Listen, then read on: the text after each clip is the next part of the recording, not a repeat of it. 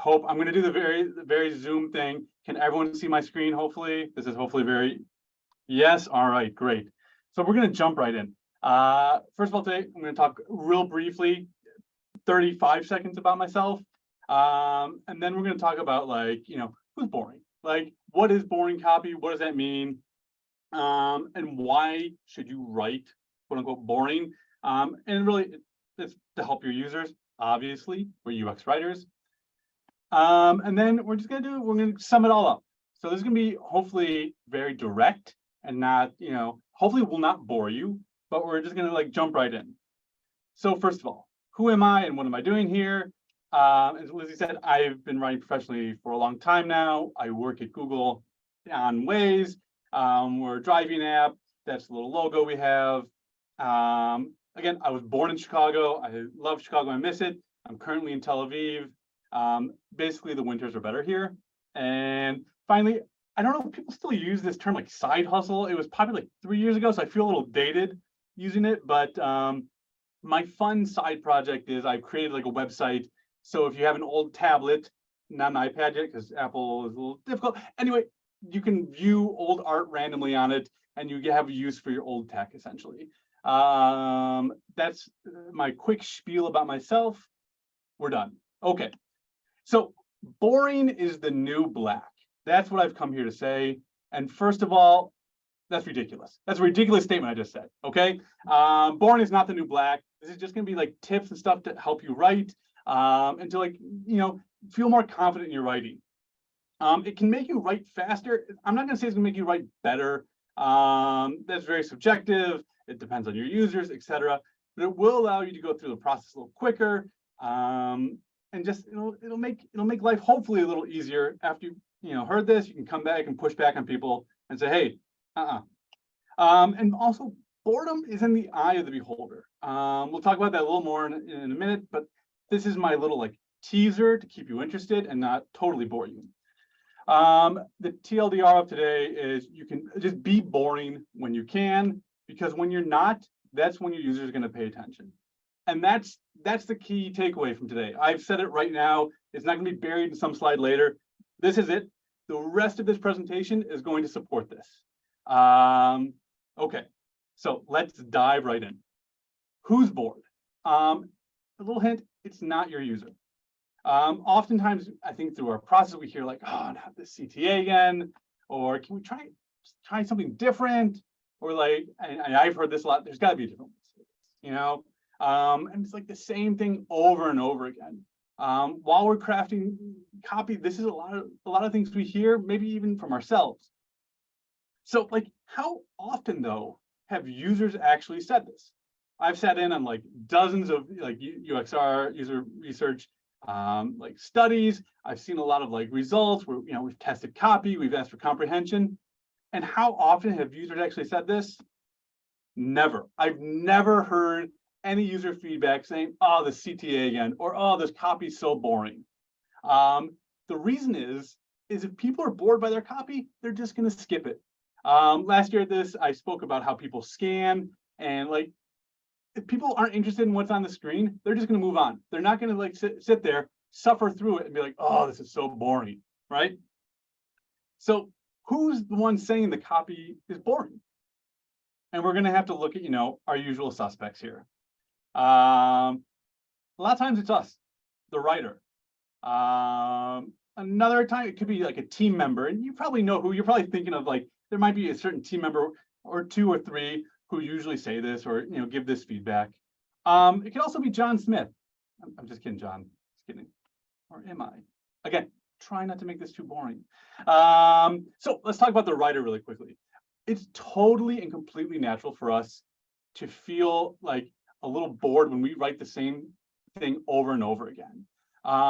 Think about when we write a bunch of maybe error messages for a flow, or if you ever work on like SEO copy or even some marketing copy sometimes related to UX. Like, it's a lot of the same messages and you're writing them all at once. And so it feels very tedious. And even, for us, it can get a little boring. But you got to remember that users don't see all that copy. For those error messages, hopefully they don't see any of them. And if they do, maybe they see one or two. They're not going to see the all 15 that we've written. So for them, they're not going to feel bored by it. It's really just more of an us problem. It's on our side of the screen, if you will. This is an excellent Venn diagram that I clearly made. I am not a UX designer, as we can see.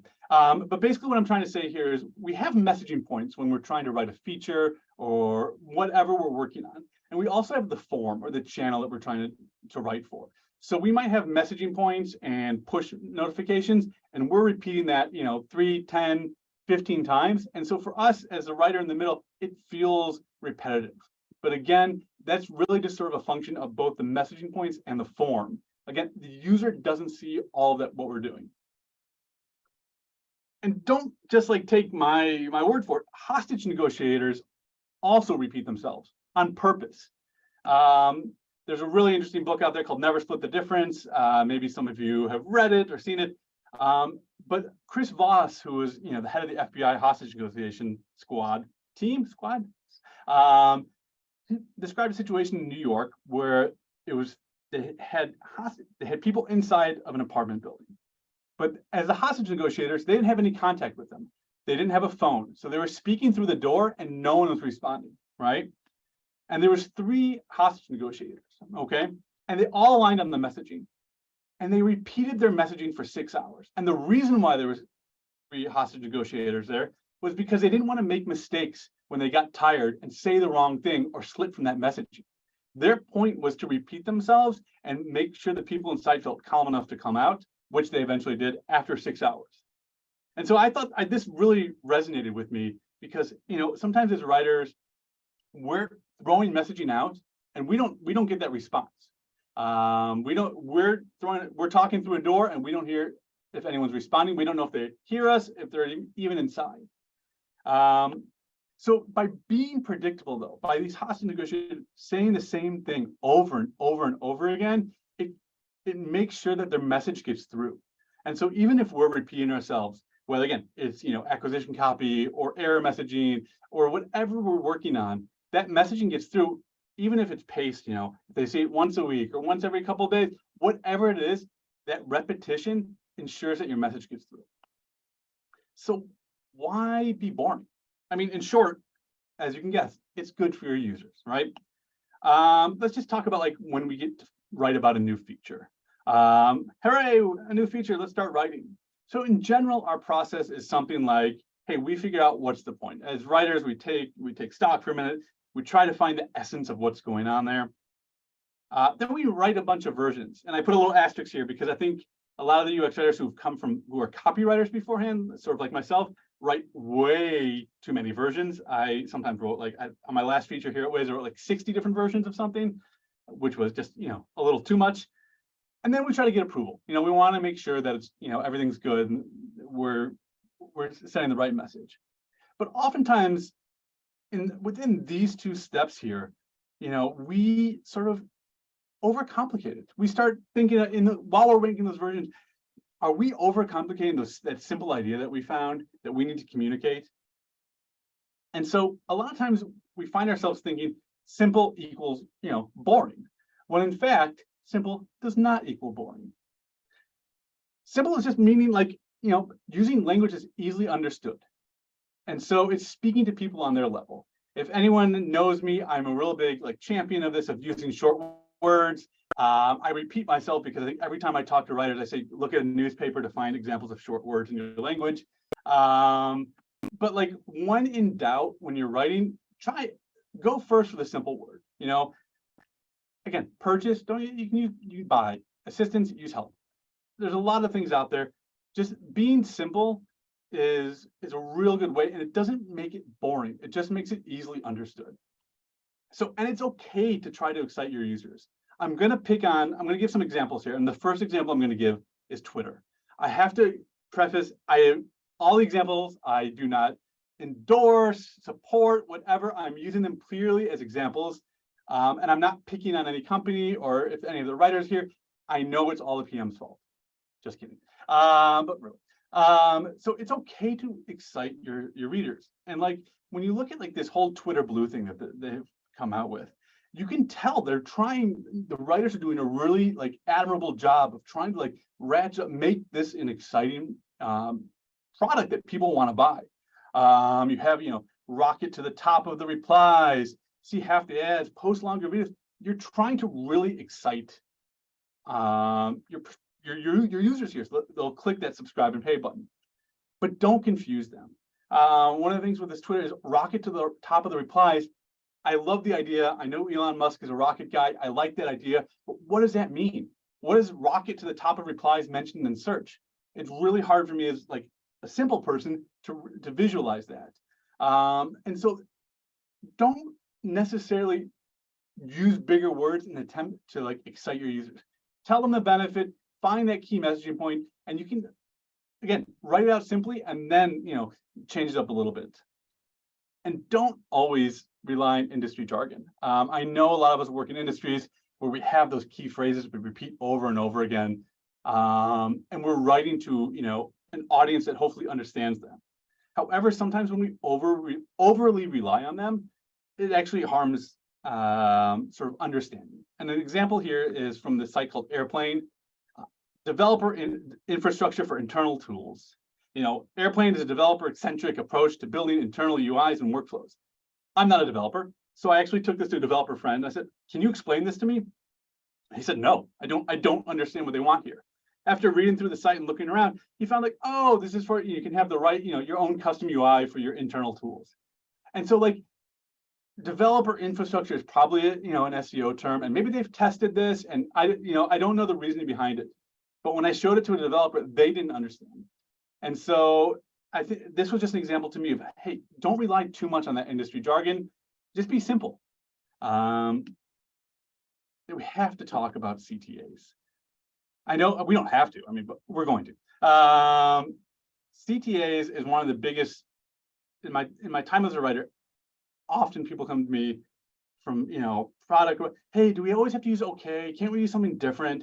But having the CTA on a button copy makes it easy for our users to recognize patterns, right? And so like I made a little example here about a pineapple, add this to your home screen, you can, OK. And then, hey, add these grapes to your home screen, great, OK. But then suddenly, if I got bored as a writer and wanted to change it up, add this grapefruit to your home screen, picnic time. Like, what does that mean? Why am I suddenly changing it up? And by changing it up, I interrupt the flow, which might be a very simple flow, but by changing it up here, I draw attention to that button when before it didn't matter. OK. I, as a user, understand this. And so again, you're breaking up the pattern when you change it up. And so again, if you're going to change it up, you have to have a good reason. Like maybe the grapefruit's really special. I don't know. Making that decision to change it up, don't just have that decision because I'm bored or because someone wants a different CTA. Really have some good reasoning like, okay, you know what? This is something we really need to call attention to. And again, on key flows, why risk breaking that up? And I'm going to go into some examples now, both of sort of like home pages of where CTAs, especially when trying to be sort of overly not boring in a sense, really sort of harms comprehension. And the first one here is this Glossier website. They sell beauty products. And their CTA here is, roll on Glossier U. Now, Glossier U is a product and it's a roll-on thing. Great. But me as a reader, I'm not going to read it all to you, but you have to read that whole title and subtitle to understand what's going on. And even then, I'm not sure if you really understand what roll-on Glossier U means. And this is a time where maybe just like, hey, check it out, or get started, or buy now. A simple, like predictable CTA may do better here. Again, they might have tested this, and this might have, won. But as me coming to like buy a gift for someone, I have no idea what you want me to do here. Do you want me to roll it on? I can't do that. I'm on a computer. So that's one example. Another one is Verbo here. And what I wanted to actually point out here is actually not the CTA, but this find your place for together, this title up here. And this really struck me because usually when you're looking like on Booking or Airbnb or any other type of site, it's, where do you want to go, find a hotel, whatever that is, that sort of basic thing that frames it, great. But when I read this, find your place for together, it just really struck me as I don't know what I'm supposed to look here for. And it was because of this awkward construction, I think it both stood out and stopped me. And again, might have been tested. This might be the winner. There's an urban legend amongst UX writers that like they did an A/B test once where the misspelling was the winner. So this maybe is that, but to me as an English speaker looking for a place, I didn't know what to do here. What's find my place for together? Yandex Navigator. This is, a navigation app. You want to go through, they need your location, great. But they've changed up the CTA here. They changed to no problem. And so instead of like allow access or next or, whatever the sort of the general CTA is here, they said no problem. And I don't know about you, but when I saw no problem here, I immediately think, oh, there's some kind of problem. This is a place where it just stops you from where you might normally just breeze through the setup to suddenly like, no problem. Again, understand the sentiment. Oh, it's easy to do, but it calls it out in a way that isn't helpful. This is something on Peacock. I turn on my TV, I turn on Peacock, and all of a sudden I got this. It's a quick tip for easy access. Use this icon to show to add shows to your favorites. And then the CTA is thanks. I was like, thanks? This is signs and emotion that I definitely did not feel towards this message. And it actually took away from the favoriting part. I actually have never favorited a show. Instead, I took this and sent it to my writer friends. But it's just simple, okay, done, even a got it, whatever.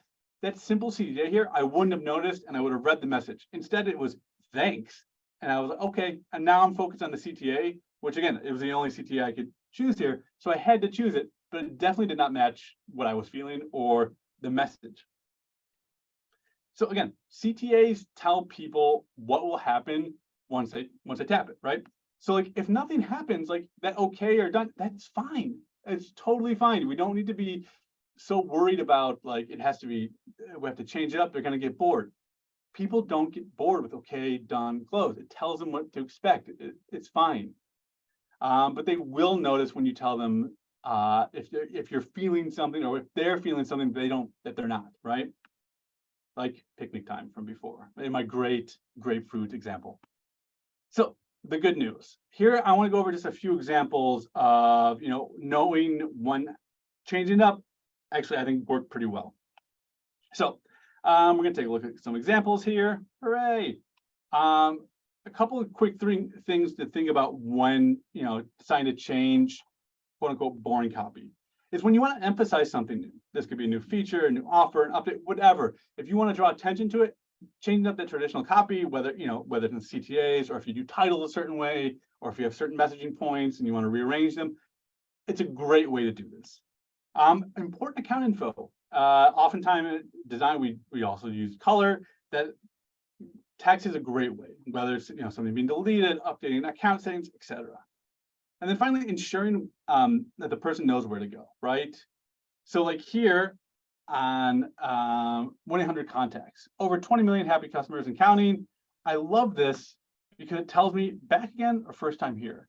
I immediately know where I need to click. This really could have said again like get started or new customer or whatever, but it really oriented me on where I need to go as a user, and it made navigation very quickly. I made it very quick. My perfect resume. I don't know. I haven't made a perfect resume with them yet, but create your perfect resume today, and then build my resume today. Again, it echoed the title, which I thought was very nice, and also it varied from the get started or try it now or the traditional buy now CTAs, where you're sort of expecting that, and then you find it. It's very refreshing, and you know what's going to happen next. I click it. I'm going to go build my resume today. I hesitated to put this one in. This is Volkswagen, but I did. And the reason why I hesitated was it says, the new ID4, but the CTA here is meet your EV. And for a top of the funnel thing, I thought this was okay. I felt like I don't have an EV. This is not my EV, but it was new enough and it was bold enough that I was like, okay, I'm going to click it. No, I did not buy the car, but it was still a very provocative and I thought a really nice change of pace, especially for things around cars. I find car ads and things very sort of repetitive. if anyone's seen a car TV ad, I don't know how they work. I don't know how they make money. I've never seen an ad around a car that's like, oh, I want to buy that. And same with a website. And so this would just really jumped out at me. Zoom, we're on Zoom right now. And the thing about Zoom that really jumped out at me was this new report and the Get the Scoop. The Get the Scoop was great. I actually, when I first saw this, I didn't even see what was in the middle. I actually just clicked it. I was like, I want the scoop. Again, new report. Consumers want more from customer support. Great, fine report. But really, you could have gone with the CTA of read now, learn more, etc., or find out more. Instead, Get the Scoop is a really like fun twist on what you're expecting, and it made it really stand out. So that's it. I don't know how long I've been talking. It feels like years.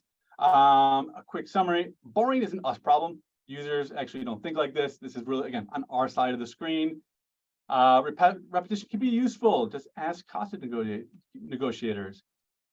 Patterns help our users. Remember that, like building patterns, knowing if you're always going to use the same CTA for certain, dialogues, whatever, that makes it easier for users to go through the flow. And then when you change it up, they'll notice more. And then knowing when to mix it up. Again, it can really help show, where to pay attention in the flow or what people need to pay attention by when you switch it up correctly. Any questions? You can also scan that little QR code, and I have a one-page summary that you can download. Thank you so much. Thank you, Yossi. I was not bored by your talk, so I think you succeeded. I am really curious what your perspective is on style guides and whether or not, that can be a useful tool. Style guides are amazing. First of all, usually a lot of style guides will have like a glossary or words not to use. Really helpful already, because it just narrows the path and it makes it a lot easier for us to write effectively. Like if we know we can't use the word, can't use thanks in CTA because that's not in our style guide. That's a great way to sort of both make sure that we are consistent in our copy and also just know for us how to write so we're consistent for all users. So I love style guides. The challenge with them sometimes is actually getting them like to be used in everyday life, but that's a different discussion. Yeah. It almost seems like it's a battle between the marketing and the practicality of UX writing. That's when we're getting these super creative CTAs or headlines. What do you think about that? I totally agree. And I think too, like, it's just we as people who are so like involved in creating the product and, we spend all day working on it. Of course, it makes total sense. We want to change it up. Like, I totally understand the reasoning. I've thought about it a lot.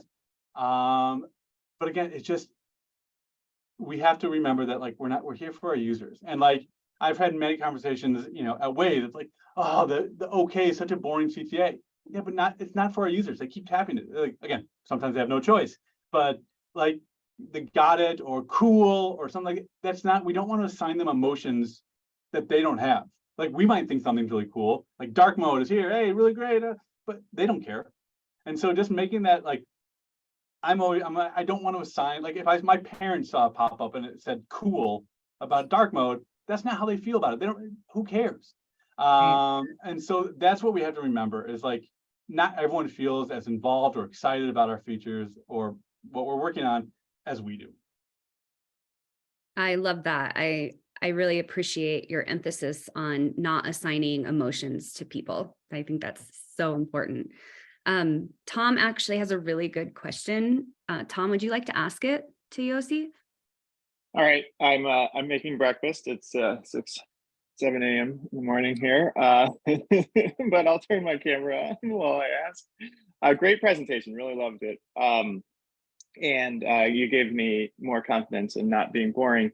And I want more confidence in a particular situation. I'm always working on new stuff, right? New features, new updates. And my partners always want it to be exciting, right? Like, look at my new feature, basically, right? And so where's my excuse not to be boring?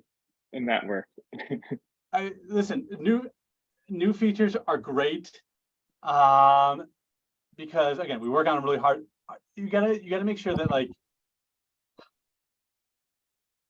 are your users going to be excited as we are about the new feature? And I think that, and also, like, when are you telling them? I'm going to use the example of Waze. Waze, we're a driving app, so we're trying to be very hesitant about announcing our new features because people are usually opening Waze when they're late to work or they're getting in the car. And so, like, it's Monday morning, I'm running late to work. Hey, dark mode's here, congrats. Like, leave me alone. And so I think you have to, like, balance, like, also, like, being boring or exciting with when you're telling people about, when you're delivering that message. And like, I know that's, like, maybe a little bit of a cop out, but, like, you want to make sure that they're going to be excited about the feature when they need to use it. And so I hope that answers it a little bit. Yeah, If no, not, that's great. I feedback. agree. Right. They're not as excited as we are about our new features. I think I try to get that across, right? Yeah, thanks. I mean, also too, like, showing them the benefit can be very exciting. This will save you 5 minutes. Might be more exciting than, like, hey, check out our new feature that's, a time saver. And maybe just putting that benefit, driven forward as, like, a headline or a title, whatever, that could actually be really exciting without having to use, like, really, like, exciting language.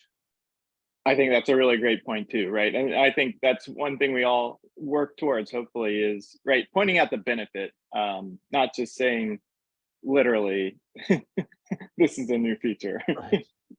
Yeah, thanks. Thanks, Tom. Ramona also has a really great question. Ramona, would you like to ask it?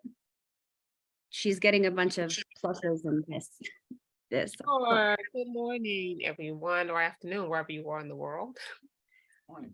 So, my question is about the voice and tone chart that usually tells us as writers how to respond or the words to use in different situations. And I know that can be a lot of detail, but I'm looking for a great way to share that with non-writers, to introduce them to an overview, if you would, of how we write so that they can be thinking about that or it's familiar to them.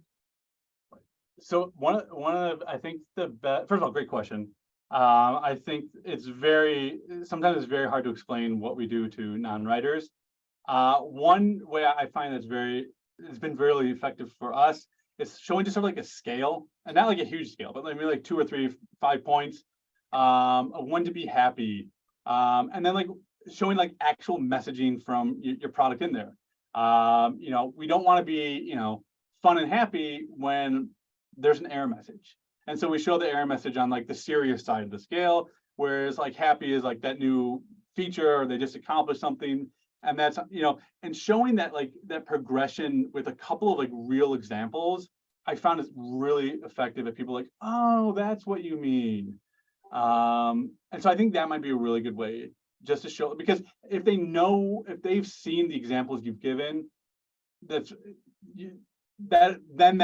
will click a lot easier than just being like, well, when we have an error message, we want to be very serious because we don't want to be jokey. And so sometimes, like, just describing it is just, we want to show them what it is, and again, show, not tell. Does that help? Yes, it does. Thank you.